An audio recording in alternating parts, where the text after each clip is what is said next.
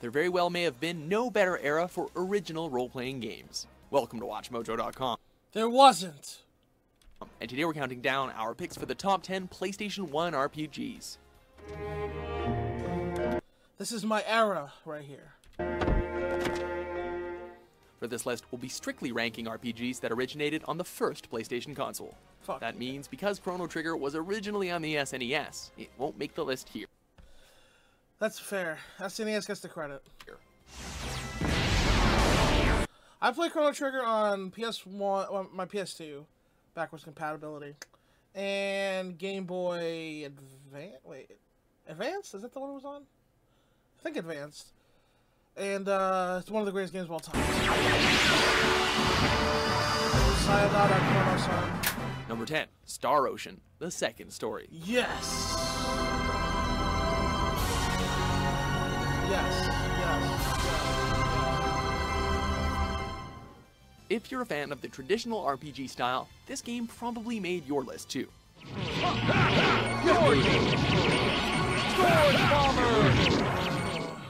Given the option to play through the entire game as either the male or female protagonist, Star Ocean not only allows players a total of 86 different endings, but a whole host of different perspectives throughout.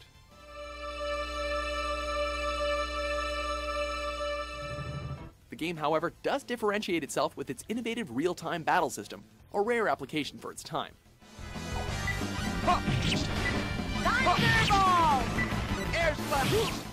With the addition of a very intricate skill system based on specialties such as herbal medicine, cooking, writing, composing, and more.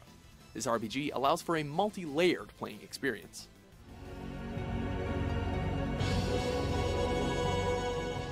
Number 9, Grandia. Yes. Do you enjoy a mildly simplistic role-playing game riddled with adventure? Grandia Yes. just might be the RPG Yes, I do. you're looking for. Where are we now? Oh shit, my boy Nick Mullen. I didn't know he was in this game. This game follows the aspiring adventurer Justin, a spry young resident of the small town of Parm. Oh, Justin, not you again. On his journey, Justin meets a colorful cast of allies that support him on his conquest of discovering the uncharted parts of his perceived world. Of course I found something! Ta-da! Expertly utilizing 2D animated sprites, Grandia opens players to a lighthearted but immersive take on the role-playing genre. Pretty easy, right, Puppy? Number 8, The Legend of Dragoon. It's crazy that I never played this. I heard so much about this game, and I love the Dragoon class. But, yeah. I gotta play this Dragons are cool, but the chosen warriors fated to command their powers are even more epic.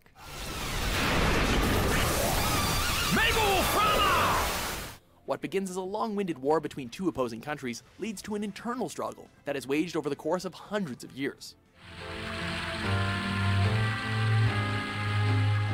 Playing through the game as the steadfast protagonist Dart, players slowly uncover the history surrounding the legendary Dragoons, along with the imminent danger that threatens their planet. Buckle up for this 4-disc-long epic adventure, as it will be one you won't soon forget. Put her in custody. Cutscenes.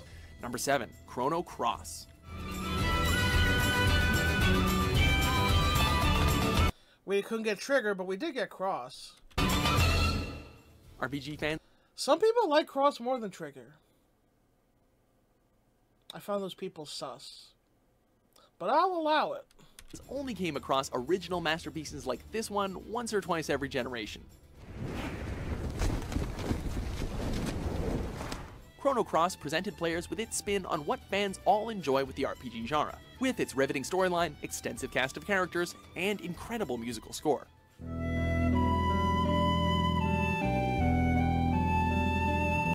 Okay, look. It has a great score. Its OST is really good. Cannot doubt the hate. I cannot doubt the doubters on that, or the haters, or the lovers. Uncovering the mystery surrounding his death in an alternate dimension, Serge teams up with the thief Kid, along with many others to oppose the nefarious Lynx.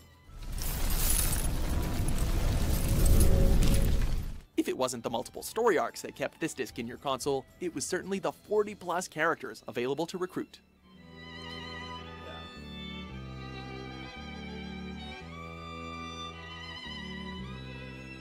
Number 6, Wild Arms.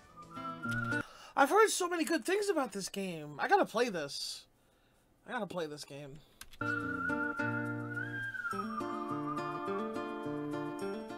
Now here's a theme not commonly seen in your average RPG. Westerns. Wild Arms employs a Western-themed world that surprisingly works for an unorthodox game.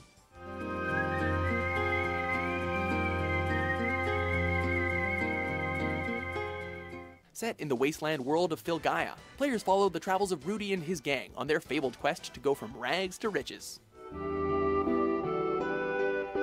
When the fate of their planet is soon threatened by an ancient demon, the team comes to its defense. However, Rudy's ability to wield the ancient relic machines called arms would render them formidable. Number 5, Final Fantasy Tactics. Let's go!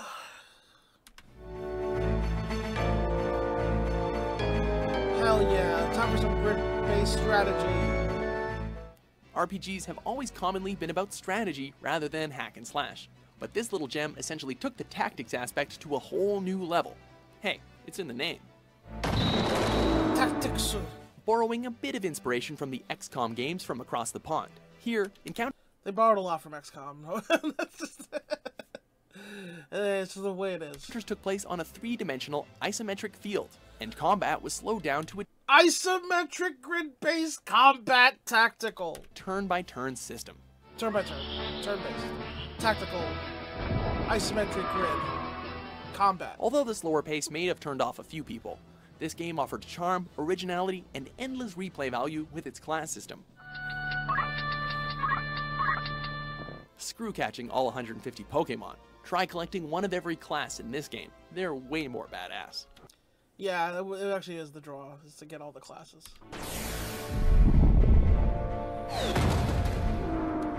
I want every class. Number 4, Vagrant Story. I've heard so much about this game too. Another classic that I've never played. But I've heard good things. Longtime Square fans will recognize this game to be their last entry on the PlayStation 1.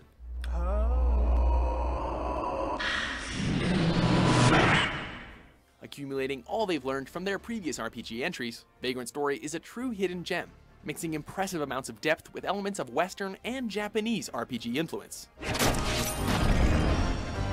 Basing their real-time battle system on a new risk element, the title stood out easily amongst what was commonly seen on the market.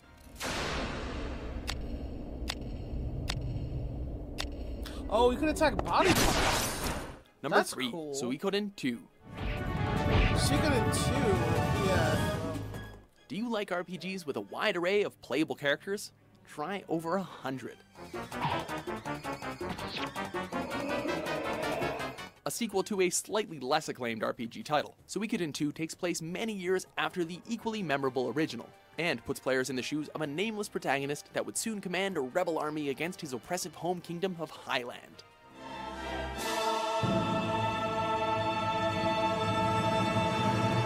That's fucking horrifying. The game builds on the player's aptitude to interact and recruit enough suitable combatants for his army, referred to as the 108 Stars of Destiny. Yeah, it's based on the Water Margin, aka the Outlaws of the Marsh, one of the 4 classical Chinese novels, along with Journey to the West, Three Kingdoms, Romance of the Three Kingdoms, and I always forget the 4th one. It's like the Brothers, something like that. But yeah, the 108 Stars is like the 108 outlaws / bandits who opposed the Imperial Army in the Chinese novel. So, yep, that's what Suikoden Story. Every Suikoden game is based on that. And because I love the idea, I really love the Water Margin. I'm trying to develop a TTRPG, ICRPG, wuxia setting based on it. for like a while now. But I haven't really. I can't get into the Secret and series too much. But I should try. I'm gonna try to play these games. Recruit enough suitable combatants for his army, referred to as the 108 Stars of Destiny.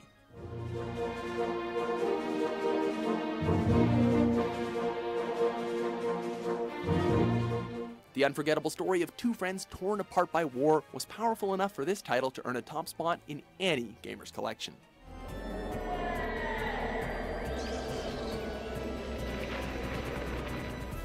Number 2, Xenogears. The classic game! The fact that's number 2, though, is making me sad, because, like, they haven't put any Final Fantasy on here yet, which makes me think it's going to be Final Fantasy VII, and not my favorite Final Fantasy IX. But maybe there'll be an honorable mention or something. Stop them. 98% of our weapons have been taken over. The autopilot system Faust has been accessed. Science fiction is a staple for many classic RPGs, and this game should make the list for any hardcore fan of the genre.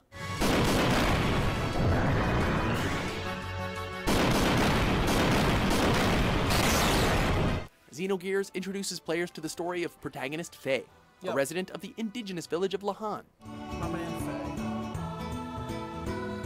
With his past shrouded in mystery, players soon discover the larger anomalies outside the village's confines that reveal other planets, dimensions, and the giant mechanized robots called Gears. It's fun. I'm not really into mechs like in anime and stuff, but this game is just too goated. The game draws from a heavy theme of humans versus machines, and earns its notoriety from real-world cultural and religious references.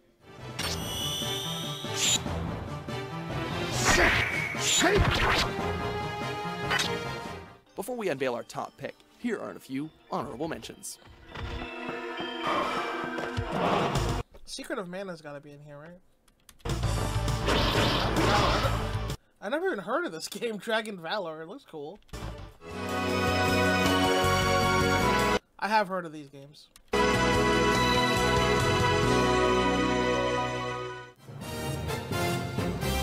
I've not heard of this.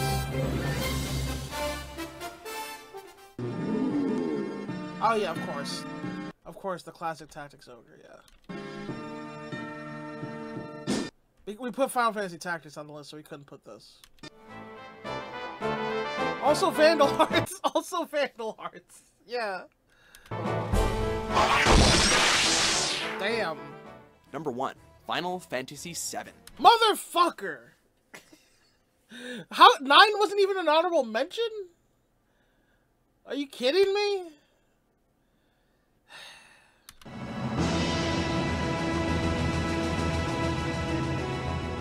Nine is my favorite RPG of all time. Maybe my favorite game of all time. Actually, it probably is my favorite game of all time. So, not only did it didn't make the top 10, wasn't an honorable mention even. 7 had to be 1 if it wasn't gonna be whatever. 7's great too. I just think 9 is the best. This entry serves as no surprise, although for a while we were tempted to swap it for Final Fantasy IX. Motherfucker! How dare you! How dare you! Ah, what the fuck? Taking our top spot for the best RPG on the PlayStation 1 is the Wait, that's bullshit then. Then it should have been number 2. If you were gonna swap it for number... Man, fuck you. Man. If you were gonna put number 9 as 1, then it should be 2. And push everything back 1. What was 10 again? What do they want to make sure to include at 10? Star Ocean? I have no problem with that, whatever, but... It's not, Final Fantasy is famous, so, like, let's include the other titles. That's fair. I'm not, like, you know, they don't need more publicity. I'm just, as a Final Fantasy IX is the best Final Fantasy, actually, stan, it hurts. It hurts. Swap it for Final Fantasy IX. Taking our top spot for the best RPG on the PlayStation 1 is the infamous title single-handedly responsible for bringing the genre to the mainstream. I don't know if it's infamous. Sephiroth is infamous. And the song. Final Fantasy VII influences current RPGs to this day, and has consistently beaten out subsequent titles in the series in both popular opinion and worldwide sales. FF9 did not sell super well, even though it's critically heralded at FF7's level, because it was kind of a quick turnaround from Final Fantasy VIII. I don't know if that's the reason it didn't sell super well, but it was a pretty quick turnaround from Final Fantasy VIII. But historically, like if you look at its ratings on most sites or whatever, it's rated about as highly as 7 is, but does not have the fanfare. Say what you must about this heinously popular game, you'd be hard-pressed to find another one that's even half as influential. That is true. Do you agree with our list? I mean, you could have put 9 as a mention. No, they got in some like lesser known titles for the mentions, so I can't hate on them for that. That's good. I'm sure the big JRPG and RPG fans know all of those games, but I didn't, and I played a decent amount of these. So, yeah, that's good stuff. It really was all junk. Must have guessed wrong. Which was your favorite RPG on the PlayStation 1? For more classic top 10s, you could argue Xenogears is arguably better than 7 also, but arguably better than 9. Xenogears is a fucking masterpiece. But you know, we like what we like. Published every day. Be sure to subscribe to WatchMojo.com. Yeah, I mean it was chalk-ish, but that's what Watch Mojo does, so can't be mad about it.